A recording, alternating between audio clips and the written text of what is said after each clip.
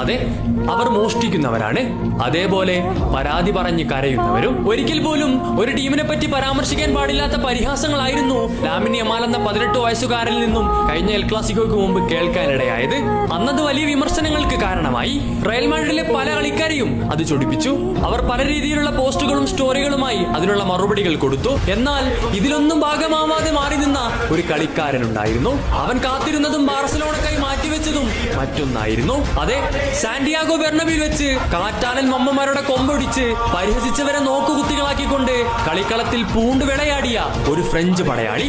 ഇതയാൾക്ക് പുത്തരിയല്ല, കാറ്റാലിൻ അത്ഭുത ബാലന മാത്രമല്ല, അവരുടെ ദൈവസമാനമായ മിശിഹാ ലയണൽ മെസ്സിയെ വരെ വിറപ്പിച്ചൊരു ദിവസം അയാൾക്കുണ്ടായിരുന്നു. 2022 വേൾഡ് കപ്പ് ഫൈനലിൽ ഇന്നും അയാളുടെ പ്രകടനം അർജന്റീനയ്ക്ക് ഒരു ദുസ്വപ്നമാണ്. ക്രിസ്ത്യാനോ റൊണാൾഡോ എന്ന വിസ്മയം സാന്റിയാഗോ ബെർണബിയിൽ അസ്തമിച്ചപ്പോൾ പിറവിയെടുത്ത മറ്റൊരു സൂര്യനായാണ് റയൽ മാഡ്രിഡ് ആരാധകർ അയാളെ കാണുന്നത്. അയാളിൽ മറ്റൊരു ക്രിസ്ത്യാനോയെ നിങ്ങൾക്ക് കാണാം.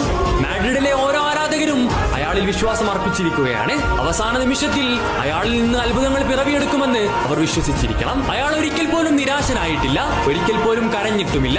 മാഡ്രിഡിലെ ഏതൊരു നിരാശഘട്ടത്തിലും ഒരു കൈത്താങ്ങിയായി അയാൾ അവിടെയുണ്ട്. അതെ, റയൽ മാഡ്രിഡിന്റെ സ്വന്തം കിലിയൻ എംബാപ്പെ.